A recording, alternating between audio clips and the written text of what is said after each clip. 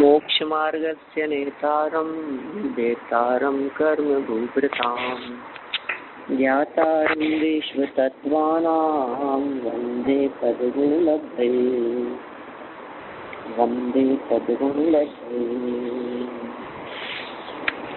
तत्वार्थ महाशास्त्र की तत्वार्थ राजवार्तिक नामक यह टीका है।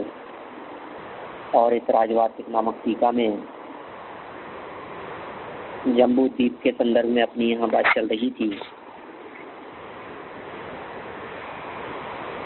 तो मैं तो ऐसी ही उम्मीद रखता हूँ हमेशा कि आप लोगों को पूरा प्रकरण ध्यान में होगा। नदियों की चर्चा हमारे को करनी है और उससे पहले तक की चर्चा हो चुकी है। जम्बू द्वीप गोलाकार है। गोलाकार जम्बू द्वीप में हमने 6 पर्वतों की चर्चा कर ली, 6 सरोवरों की चर्चा कर ली, 7 क्षेत्रों की चर्चा कर ली। सरोवर, पर्वत और क्षेत्र, ये 3 बातें बराबर आप लोगों के ध्यान में होगी और इनकी वजह से जो भी इनमें परिस्थितियां बनती है उन सब परिस्थितियों की चर्चा हुई। इनकी लंबाई चौड़ाई की चर्चा हुई। सरोवरों की लंबाई, सरोवरों की चौड़ाई, सरोवरों की गहराई, ठीक है ना। उनमें स्थित कमल और कमल में रहने वाली देवियां, देवियों के नाम, तो बहुत बहुत विस्तार से हम सब बातें कर चुके थे। वापस सबको रिपीट करने की जरूरत नहीं है। हम अपने बनाए गए चित्र में आते हैं यहाँ पद्म सरोवर के पास। पहुंच गए आप पद्म सरोवर। अब इस पद्म सरोवर से 3 नदियां निकलनी हैं। आप लोगों के जहां जो बात समझ में न आवे आप लोग अवश्य पूछ लेवे, क्योंकि ये विषय ऐसा है जो विषय थोड़ा सा बिना देखे हुए समझ पाना थोड़ा सा जटिल है। पंडित जी। हाँ जी पंडित जी, जो पद्म सरोवर है वो विजयार्थ पर्वत पे है। वहाँ तो वो विद्याधरों की नगरिया है ना। पद्म सरोवर विजयार्थ पर्वत पर नहीं है।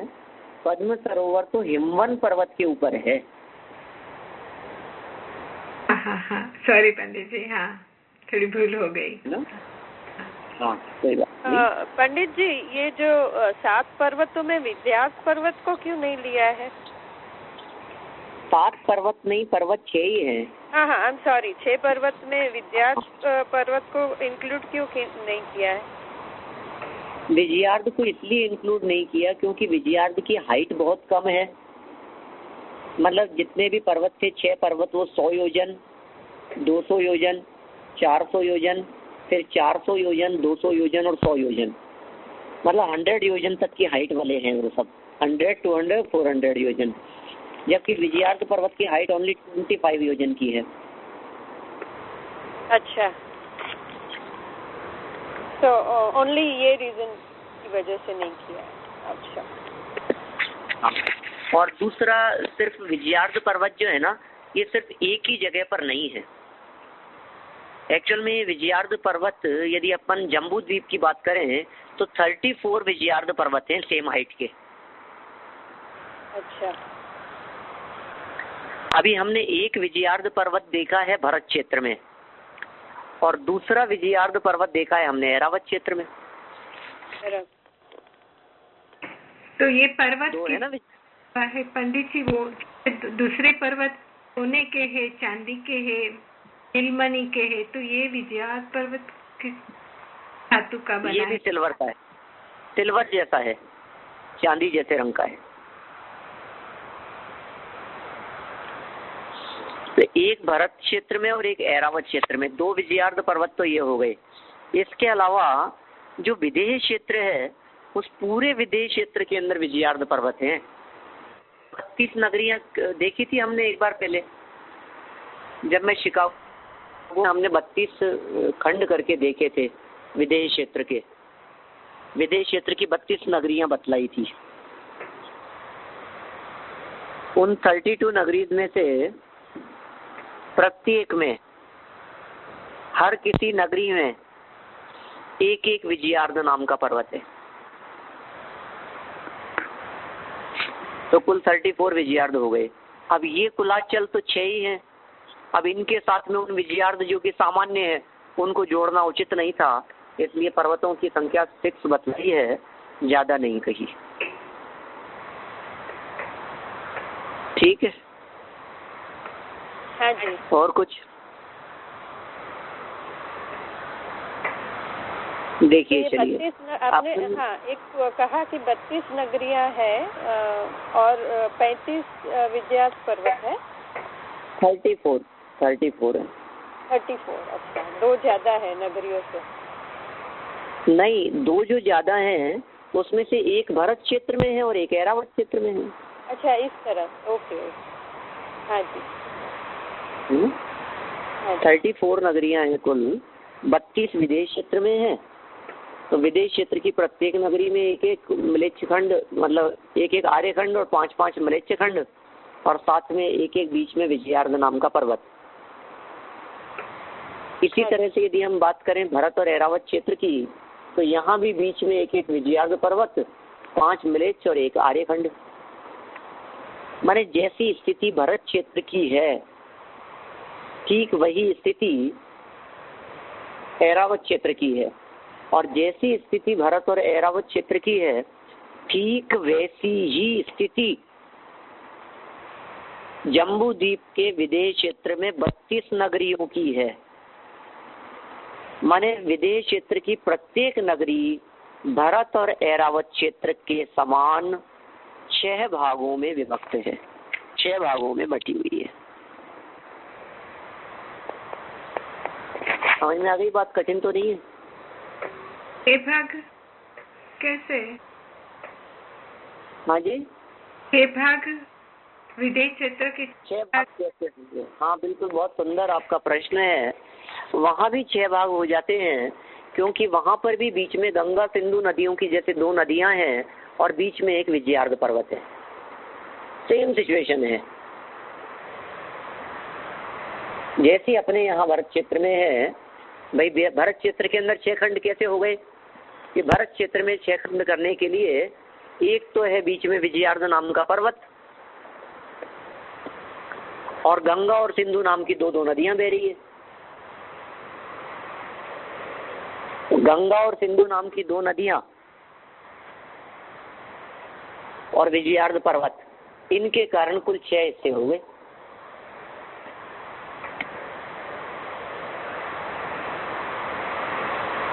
ऐसी स्थिति वहां है। वहां भी नदियों के नाम गंगा सिंधु हैं। 32 नगरियों में से 16 नगरियों के अंदर विजयार्ध पर्वत और गंगा सिंधु नाम की नदियां हैं, और 16 नगरियों में रक्ता रक्तोदा नाम की नदियां और विजयार्ध पर्वत है। ऐसा है। माने वस्तु स्थिति यह है, यदि अपन विदेश क्षेत्र की 32 नगरियों की बात करें तो सीता नदी और सीतोदा नदी, जानते हैं ना आप लोग सीता सीतोदा नदियों को? जी। सीता नदी और सीतोदा नदी, इन दोनों नगरियों के नॉर्थ में 16 नगरियां हैं, दोनों के नॉर्थ में, और दोनों के साउथ में मिलाकर के 16 है। Is it clear? ठीक है ना? हाँ जी। आप पहले हुई है ऐसी चर्चा, लोगों के समझ में आ रही है ना, सभी की आ ही रही होगी। विदेश क्षेत्र में कुल 32 नगरियां हैं। 32 नगरियों में से 16 नगरियां पूर्व विदेश क्षेत्र में हैं और 16 नगरियां पश्चिम विदेश क्षेत्र में हैं। हाँ जी। हाँ जी, अगर विदेश किसी क्षेत्र को देखना है ना तो 12 नंबर का जो है उसमें पूर्व विदे का पूरा बताया हुआ है, जो उज्ज्वला बहन के जो चार्ट है ना, तो उसमें 12 नंबर का चित्र देख लीजिए आप, यदि किसी को देखना हो। 12 नंबर में 16 बताए गए हैं, और वही फिर पूर्व और पश्चिम में वही सेम होगा ना? हाँ बिल्कुल बिल्कुल। हाँ। आपने पूर्व पश्चिम बताया और फिर पहले नॉर्थ साउथ बताया बोले ना? हाँ बिल्कुल बिल्कुल, दोनों एक ही बात है। अच्छा। दोनों में नगरियां तो अलग अलग है, Right. नगरियां तो अलग अलग होगी, लेकिन काउंटिंग बराबर है। हाँ, तो वैसा ऐसा हुआ ना, चारों बाजू हो गई ना? हाँ, चारों बाजू 8 है, तो 32 हो गई ना कुल। राइट। इन एच एवरी क्या एक एक क्या बोलते हैं, नगरी में सेम विजयास पर्वत एंड सेम गंगा सिंधु नदी के कारण 6 भाग हो गए। बिल्कुल, बस थोड़ा सा इसमें ध्यान जो रखना है वो मैं आपको बतला देता हूँ। क्या ध्यान रखना है इसमें? ये ध्यान रखना है आपको कि जो सीता नदी और सीतोदा नदी थी ना, 2 नदियां, हाँ। इन सीता और सीतोदा नामक दोनों नदियों के कारण, देखिए वापस मैं पूरी बात बतलाता हूँ एक बार। कई लोग ऐसे भी होंगे जो बिल्कुल नहीं, जिनको ख्याल में है, 2 मिनट लगेंगे एक्स्ट्रा। वापस सुनिए आप पूरी बात, ढंग से सुनिए विदेश क्षेत्र की रचना। इतना हम सबको पता ही होना चाहिए अभी स्वाध्याय में रहने वालों को कि विदेश क्षेत्र की रचना निषद और नील पर्वत के बीच में है। इसमें तो कोई आपत्ति नहीं होनी चाहिए। जम्बूद्वीप के 2 महापर्वत, एक का नाम निषद, दूसरे का नाम नील। निषद और नील पर्वतों के बीच का एरिया विदेश क्षेत्र कहलाता है, किंतु इसमें भी बीच में सुमेरु नाम का पर्वत है। अब बीच में इसमें भी सुमेरु नाम का पर्वत होने से और गजदंत पर्वत जो कि सुमेरु पर्वत से जुड़े हुए हैं हाथी दांत के समान, उन गजदंत पर्वतों के कारण, मेरु पर्वत के कारण, या ऐसा भी कह सकते हैं वहां जो भोग भूमियां हैं उसके कारण विदेश क्षेत्र 2 हिस्सों में बट गया।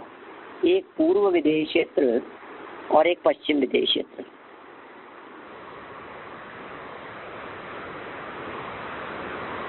अब पूर्व विदेश क्षेत्र में बहती है सीता नदी और पश्चिम विदेश क्षेत्र में बहती है सीतोदा नदी। 2 है नदियां, पूर्व विदेश क्षेत्र में सीता और पश्चिम विदेश क्षेत्र में सीतोदा। तो अब विदेश क्षेत्र कितने भागों में बट गया? 4 भागों में बट गया। पूर्व विदेश क्षेत्र सीता नदी की वजह से 2 भागों में बट गया, नॉर्थ साउथ 2 हिस्से हो गए उसके। पश्चिम विदेश क्षेत्र वो भी 2 हिस्सों में बट गया। कि क्यों बट गया 2 हिस्सों में? क्योंकि सीतोदा नदी है उधर।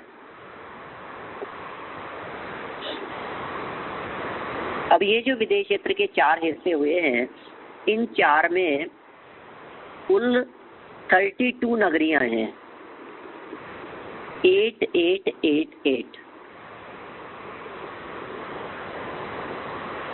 क्या कैसे हुई वापस बतलाता हूँ। सीता नदी के नॉर्थ में 8 नगरियां, सीता के साउथ में 8 नगरियां, सीतोदा के नॉर्थ में 8 नगरियां, सीतोदा के साउथ में 8 नगरियां। ठीक है, क्लियर है बात? अब मैं ये कह रहा हूँ, अब दूसरी बात सुनना। अभी ये सीता और सीतोदा, इन दोनों के नॉर्थ में कुल कितनी नगरियां हैं? 16 16 होगी ना।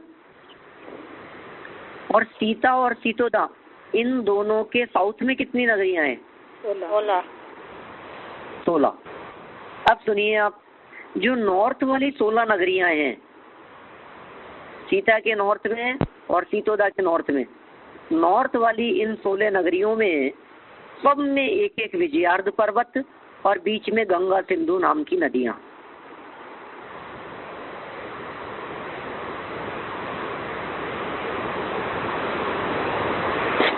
ठीक।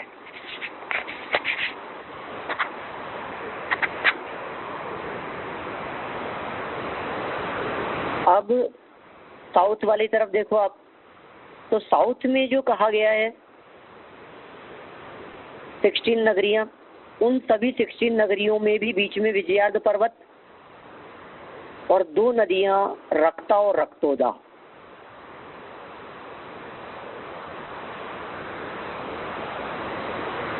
ठीक है। आप फिर से बताइए, रक्ता रक्तोदा कैसे आ गई? इस साउथ में 16 नगरी, साउथ में 16 नगरियां हैं। ठीक है। हाँ। अब साउथ की 16 नगरियों में सब नगरियों की बात कर रहा हूँ, एक एक नगरी की बात कर रहा हूँ मैं। साउथ की 16 में से कोई भी एक ले लीजिए आप। हाँ। उसमें भरत क्षेत्र में जैसे विजयार्ध था ना, हाँ। उसी तरह से उस नगरी के बीच में विजयार्ध डाल दीजिए एक, उसी के पैरेलल, उसी तरह का। जैसा भरत क्षेत्र में ईस्ट से वेस्ट तक फैला हुआ एक विजयार्ध पर्वत था, वैसा ही एक विजयार्ध पर्वत आप विदेश क्षेत्र की नगरी में डाल सकते हैं। ठीक है। अब इस विदेश क्षेत्र के अंदर, हाँ जी पंडित जी, तो ये वो बात तो मालूम पड़ गई कि वो जो बड़ी बड़ी नदियां हैं वो तो पद्म सरोवर से निकलती है, लेकिन बाकी की नदियां कहाँ से आती?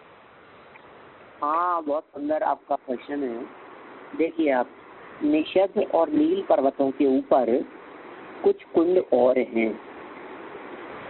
ये तो हो गए तिगिच और केसरी नाम के सरोवर। तिगिच और केसरी के नाम से तो सरोवर हो गए बहुत बड़े, बहुत विशाल। ये तो सेंटर में है, निषद पर्वत के सेंटर में और नील पर्वत के सेंटर में।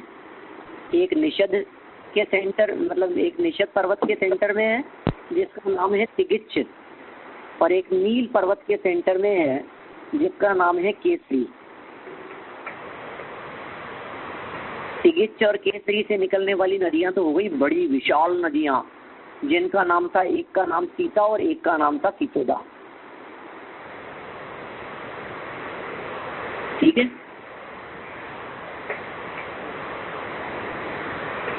अब एक और विशेष बात यहाँ, ये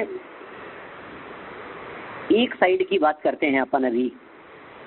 विदेश क्षेत्र में पूर्व विदेश क्षेत्र की बात कीजिए आप। अब पूर्व विदेश क्षेत्र में भी सिर्फ नॉर्थ पोर्शन की बात करते हैं अपन, सीता नदी के नॉर्थ वाले पोर्शन की। आप लोग सब अपना ध्यान, अपना उपयोग पूर्व विदेश क्षेत्र में सीता नदी के नॉर्थ पोर्शन की तरफ ले आइए। कर सकते हैं तो?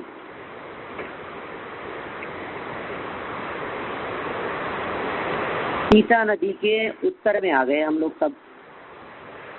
अब वहां अपने को 8 नगरियां चाहिए। कैसे होंगी 8 नगरियां? एक काम करते हैं, इसमें सबसे पहले 4 पर्वत खड़े करते हैं। जिन 4 विशाल पर्वत जो कि शुरू होंगे कहाँ से? पर्वत से, नील पर्वत से शुरू होंगे वे पर्वत, दूसरे पर्वत, और सीता नदी तक आएंगे ऐसे लंबे। समझ में आ गई आपको? हाँ जी। नॉर्थ से लेकर साउथ तक इस तरह के 4 पर्वत आप बराबर डिस्टेंस से बीच में खड़े कर सकते हैं। हो सकता है इन 4 पर्वतों को कहेंगे वक्षार पर्वत। क्या नाम है इनका? वक्षार पर्वत। वक्ष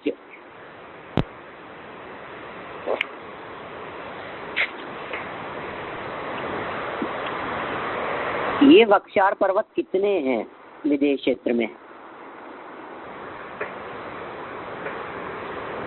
विदेश क्षेत्र में कितने वक्षार पर्वत हैं?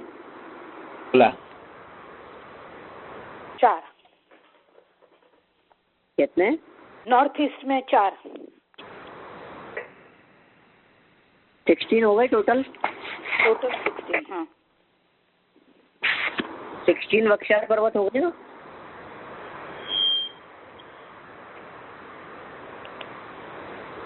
चार जो वक्षार पर्वत कहे हैं अभी अपन ने सीता नदी के नॉर्थ में, इसी तरह से सीता के साउथ में होंगे, इसी तरह से सीतोदा के नॉर्थ साउथ में होंगे।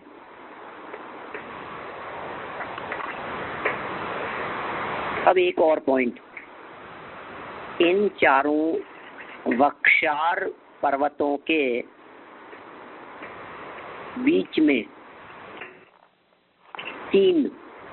चार पर्वत हैं। इन चारों पर्वतों के बीच में 3 विभंगा नाम की नदियां, विशाल नदियां, बड़ी नदियां, नील पर्वत के ऊपर बने हुए 3 कुंड। यदि आप चित्र बना रहे हैं या आप बना सकते हैं तो आपको क्या करना है, विदेह क्षेत्र की रचना के बीच में 4 वक्षार पर्वत खड़े कर लीजिए और उन पर्वतों के बीच में, पर्वतों के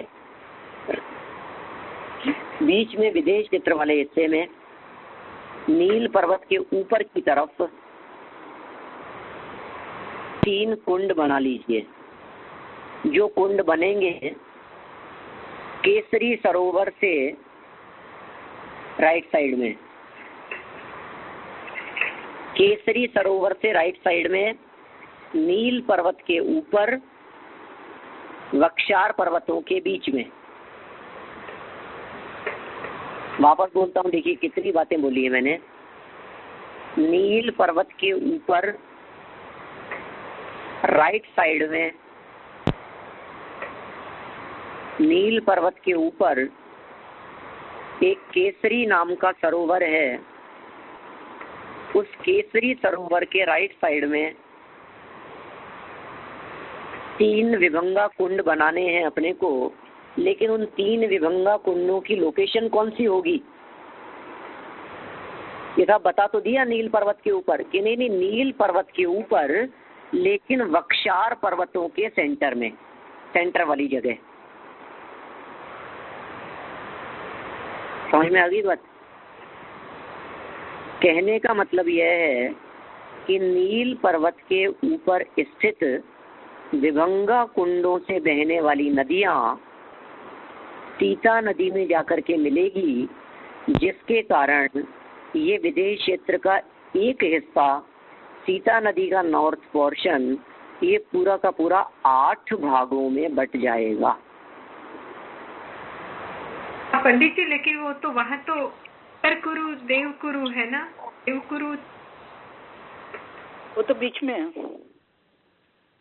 विदेह क्षेत्र के उत्तरकुरु देवकुरु बीच में आ गए ना। उत्तरकुरु और देवकुरु तो बीच में है।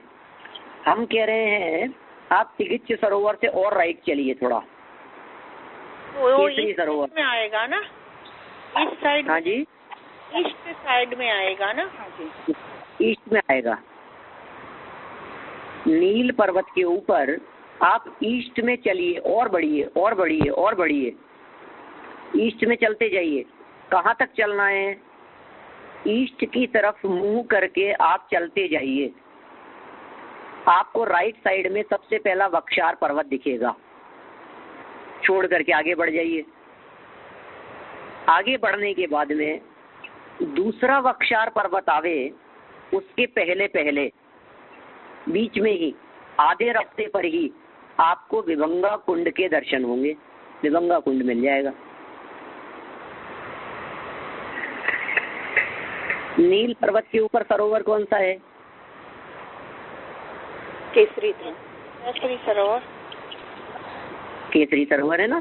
केसरी सरोवर से आप ईस्ट की तरफ मुंह करके चलिए। ये 3 आएगा ना पर्वत।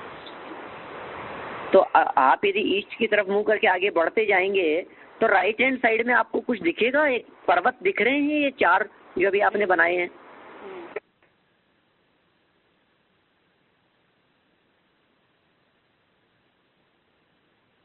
वक्षार बनाए ना अभी आपने 4, उन चारों बख्शारों के बीच में नदियां निकलनी है विभंगा।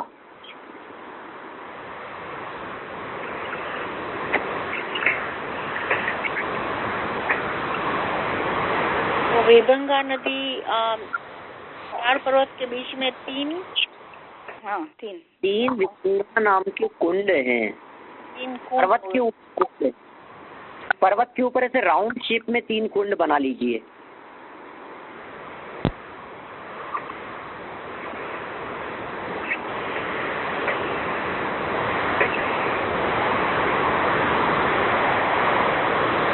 ठीक है ना,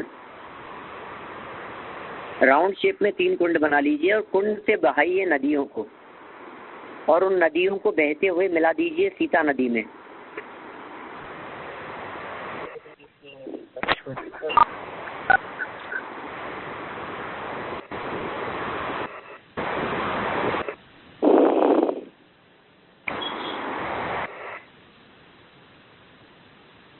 मिल गई?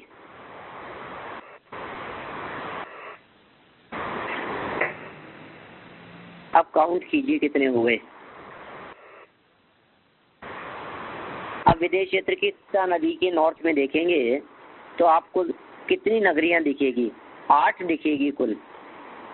पहले आप यदि इधर से चलें मेरू पर्वत की तरफ से तो सबसे पहले नगरी, नगरी के बाद में बख्शार पर्वत, फिर एक नगरी, नगरी के बाद में विभंगा नदी, नदी के बाद में फिर एक नगरी, नगरी के बाद में फिर बख्शार, बख्शार के बाद में एक और नगरी,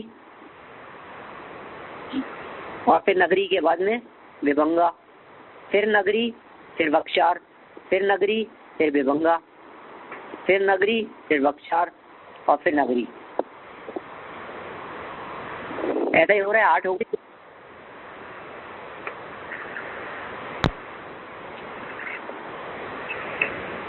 अभी ये जो 8 बन गई हैं, ये विदेश क्षेत्र की 8 नगरियां हैं, और इसी तरह की नगरियां पूरे जम्बू द्वीप में हैं।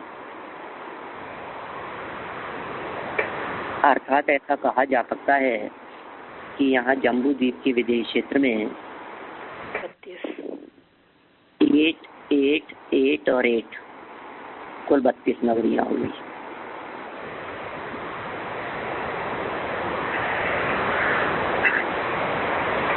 अब इतना सब बना लेने के बाद, इतनी सब नगरियां बना लेने के बाद, अब सब नगरियों में बीच में विजयार्ध खींच दीजिए सेंटर में, और 2-2 नदियां और नील पर्वत के ऊपर से निकाल लीजिए, छोटी बारीक। मतलब इस एक नगरी के 6 खंड और करने हैं अभी अपने को। ये है समस्या। ये जो एक नगरी बतलाई है, इस एक नगरी के 6 खंड करने हैं अभी अपने को।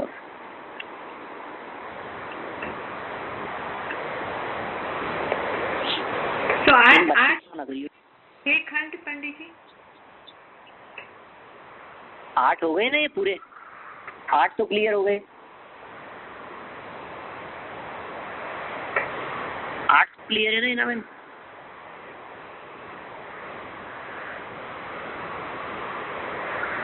अब इन 8 में से एक को देखिए। सिर्फ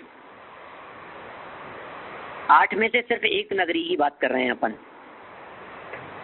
ठीक है, एक की कर लेते हैं। तो 8 में से एक में आए तो उस एक में भी विजयार्ध पर्वत है और 2 नदियां और है छोटी, तो 6 टुकड़े हो जाएंगे उसके भी। अभी ये जो 8 में से एक की बात कर रहा हूँ, जिन 8 में से एक की बात कर रहा हूँ, उस एक का स्वरूप, उस एक की रचना भरत क्षेत्र की जैसे है।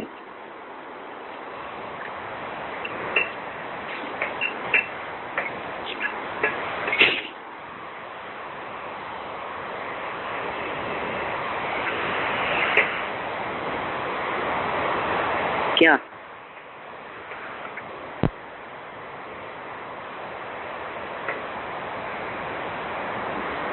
नहीं समझ में आया हो तो पूछिए। भरत क्षेत्र में कितनी नगरियां हैं? भरत क्षेत्र के अंदर 6 खंड है ना, नगरियां नहीं है। तो 6 खंड तो विदेश क्षेत्र में भी है। विदेश क्षेत्र में कहाँ है 6 खंड, बताइए आप। विदेश क्षेत्र में 6 खंड। विदेश क्षेत्र में 30 नगरियां हैं, भारत क्षेत्र में एक भी नगरी नहीं है। वहाँ पर लेकिन वहाँ पर है ना, वहाँ पर हमें जो सीखा उसमें भरत क्षेत्र में 1 आर्यखंड और 5 मलेच्छ खंड है। वैसे ही 32 नगरियाँ जो विदेश क्षेत्र में, उसमें ऐसे ही हर नगरी में 5 मलेच्छ खंड और 1 आर्यखंड, इस तरह का पूरा बना हुआ है। करेक्ट? बिल्कुल बिल्कुल करेक्ट। हाँ, लेकिन खंड तो है ना वहाँ भी तो, या में कहाँ पे? विदेश क्षेत्र में? नहीं, अभी आप मनीषा बेन बोले नहीं, एक नगरी में 5 मलेच्छ, 1 आर्यखंड है। हाँ, हाँ यानी हिना बेन ऐसे देखो कि ये भरत क्षेत्र है ना, वैसा वहाँ एक नगरी, वैसी 32 नगरियाँ हैं। तो मालूम पड़ गया, लेकिन वहाँ भी तो है तो। हाँ, बाकी सब सेम है, सिर्फ वहाँ हमारे जैसे 32 जगह है और एक नगरी में वैसे 6 खंड है।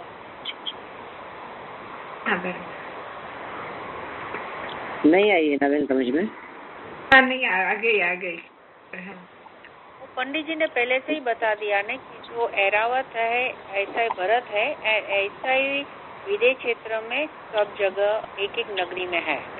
लेकिन यहाँ नगरी की बात आई, भारत और ऐरावत नगरी के अंदर और टुकड़े हो गए ना, इसलिए उसको नगरी कह दिया हमने। उसको खंड भी कह सकते हैं, 32 खंड हैं ऐसा समझ लीजिए, 32 देश हैं ऐसा समझ लीजिए, विजय बोलते हैं 32 हैं ऐसा समझ लीजिए। क्षेत्र ज्यादा उचित है, सबसे ज्यादा एप्रोप्रिएट शब्द लगता है क्षेत्र। जैसे एक भरत क्षेत्र है, वैसे विदेश क्षेत्र में इंटरनल 32 क्षेत्र हैं। और दरेक में 5 मलेच्छ खंड है, 1 आर्यखंड, बराबर ना? बस एक क्षेत्र के 5 मलेच्छ और 1 आर्य होता ही है। हाँ, अभी बराबर। हाँ, अब आप क्षेत्र बोले ने तभी बराबर बैठ गया।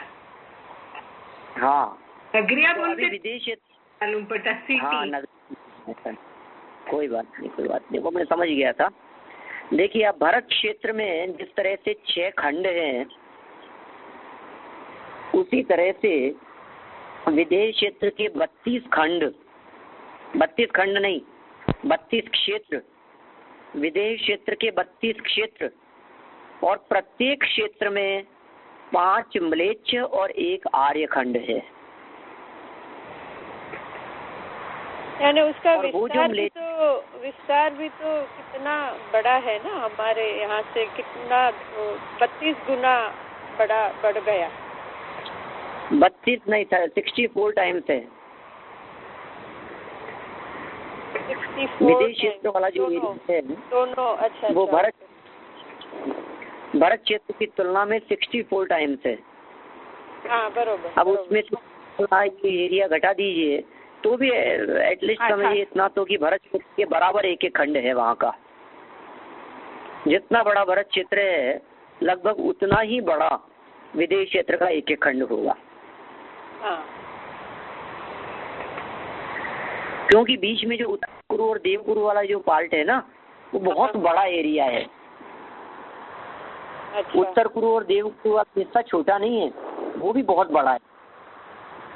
और ये सबको पार्ट करने में जो आपने बताया वो विज्यात पर्वत है, उससे ये इतने सारे पार्ट में वो माध्यम है सब जगह विज्यात पर्वत की वजह से। और नदियाँ, हाँ, उनके पार्ट जो हुए हैं उसमें माध्यम है विजयार्ध पर्वत और गंगा, सिंधु या रक्तोदा नाम की नदियाँ। बरोबर।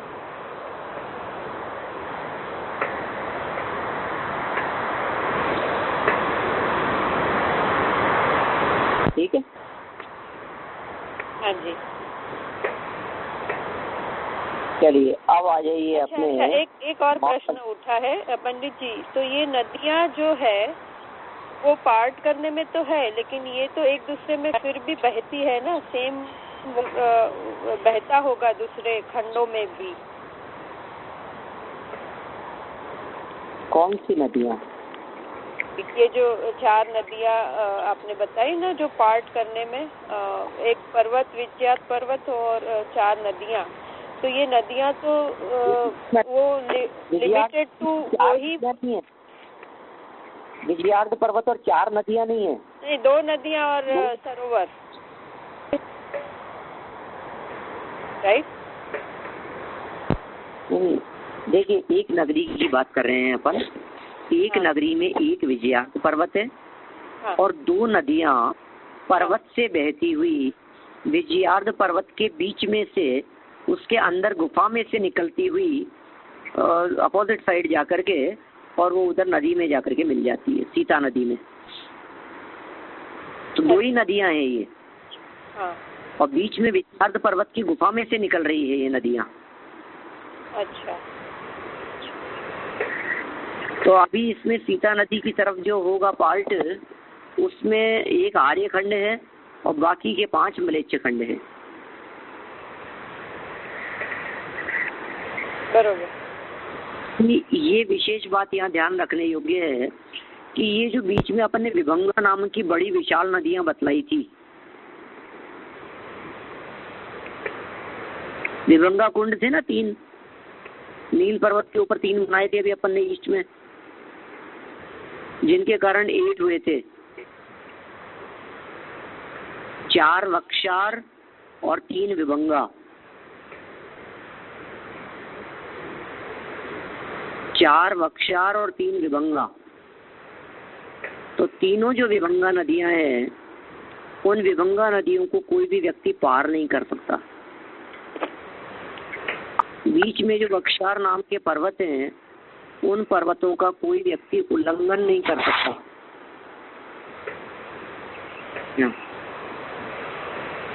तो विभंगा कुंड का भी उल्लंघन नहीं किया जा सकता, नदियों का भी उल्लंघन नहीं किया जा सकता।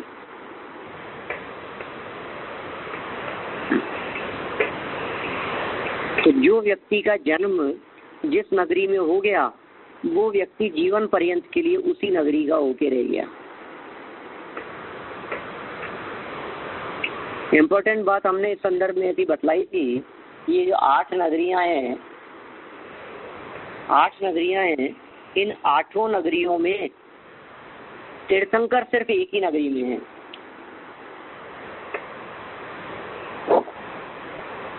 क्या?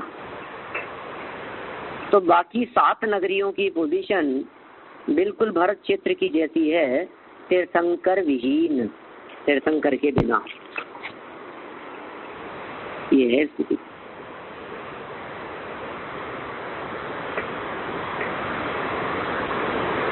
बाकी 7 नगरियों में तीर्थंकर नहीं है। वर्तता होगा चौथा काल, उससे क्या फर्क पड़ता है? देवी ध्वनि का लाभ तो नहीं मिलता। और वहां भी म्लेच्छ खंड के जीव रहते, जो पापी है, नरक तिर्यंश से आते हैं, नरक तिर्यंश में जाते हैं, ऐसे ही तो जीव हैं।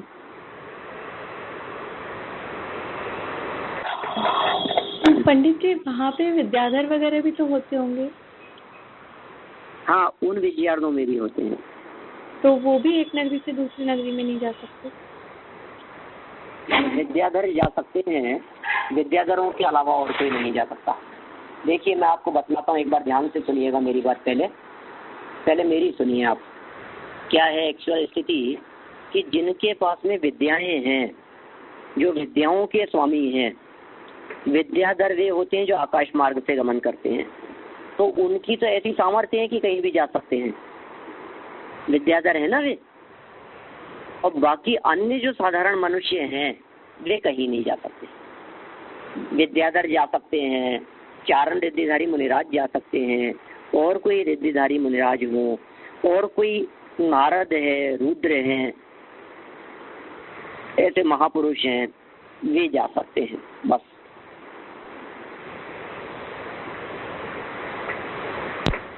जैसे चक्रवर्ती वगैरह भी हैं, तो वो भी कहीं नहीं जा सकते, वो भी सिर्फ अपने 6 खंड को ही जीत सकते हैं। वहाँ पंडित जी, वहाँ चक्रवर्ती एट ए टाइम 8 चक्रवर्ती है ना विदेश से? मैक्सिमम होगा, यदि होगा तो, कोई जरूरी नहीं है कि होवे ही, क्योंकि 8 नगरियां है तो 8 चक्रवर्ती। 8 नगरियां हैं तो 8 चक्रवर्ती हो सकते हैं। 8 ही नहीं है ना, 32 हो गई ना नगरी तो। अब वो पूर्व विदेह की बात अभी करती हूँ मैं। हाँ, पूर्व विदेह क्षेत्र के अंदर सीता नदी के नॉर्थ में 8 हैं। उनकी यदि अपन बात करते हैं तो 8 हो सकते हैं चक्रवर्ती। तीर्थंकर भी 8 हो सकते हैं मैक्सिमम, यदि होंगे तो। मैक्सिमम यदि होंगे तो हर नगरी के अंदर एक एक तीर्थंकर हो सकता है, हर नगरी के अंदर एक एक चक्रवर्ती हो सकता है।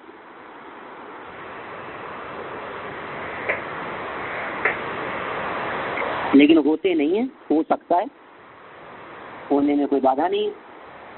हो सकने के अंदर कहाँ ऐतराज है हमारे को। अब बतलाइए, अब पूछिए, आपको क्या पूछना था? बीच में बोल रहे थे ना आप, कोई पूछ रहे थे ना कुछ विद्यार्थी के बारे में। हाँ जी, हो गया।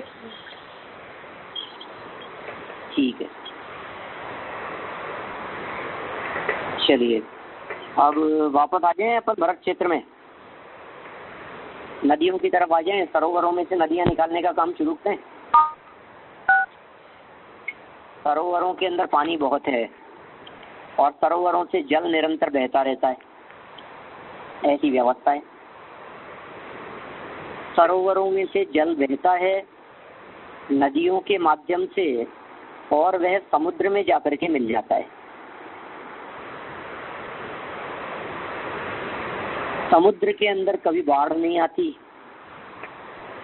सरोवरों में से पानी नदी के माध्यम से होता हुआ समुद्र में जा रहा है। नदियां क्षेत्र में है, जमीन पर है, धरातल पर है, और सरोवर जहां से नदियां बह रही है वो बहुत ऊंचाई पर है, बहुत हाइट पर है। समझ लीजिए आप, 100 योजन की हाइट पर हिमवन पर्वत के बीच में पद्म सरोवर में से निकली हुई गंगा और सिंधु नदी, वो सबसे पहले तो 100 योजन की गहराई में नीचे उतरेगी भरत क्षेत्र में आने के लिए। उसके बाद तो आगे जा पाएगी ना।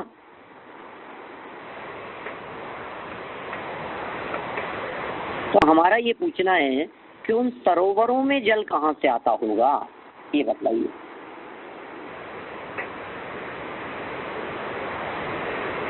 आपने बताया था ऐसे ही है, वहाँ ऐसे ही है, बिल्कुल अकृत्रिम व्यवस्था है वो, कहीं से भी नहीं आता। वहाँ पानी कहीं से भी नहीं आता है। अनादि काल से उसमें से पानी आज तक निकल रहा है उस सरोवर में से बह रहा है पानी, नदी के माध्यम से होकर के लवण समुद्र में जाकर के मिल रहा है। लेकिन कभी भी पद्म सरोवर, महापद्म सरोवर, तिगिच्छ, केसरी, पुंडरीक, महापुंडरीक, ये कभी खाली नहीं हुए। एक बूंद भी खाली नहीं, एक बूंद भी खाली नहीं।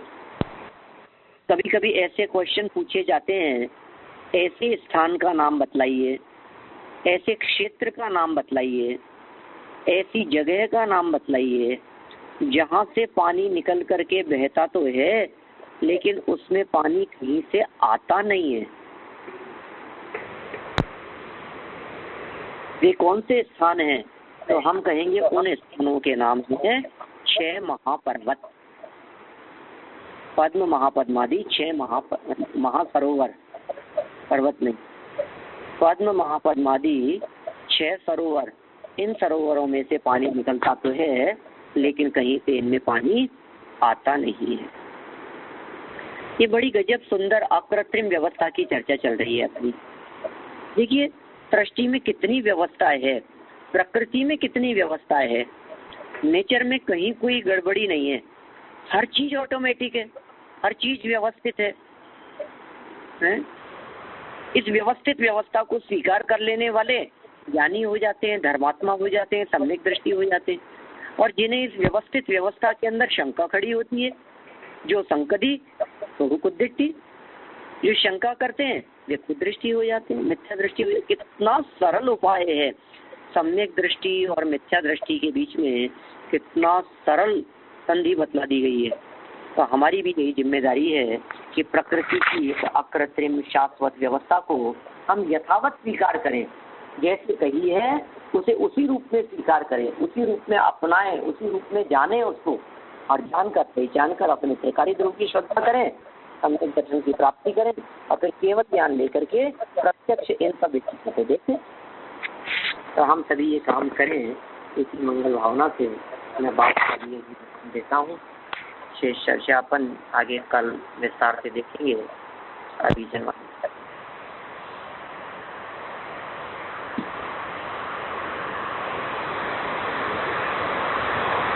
वाणी के ज्ञान के पूछे लोकालोक, वो वाणी मस्तक नमूँ सदा देत हूँ रोक, सदा देत हूँ।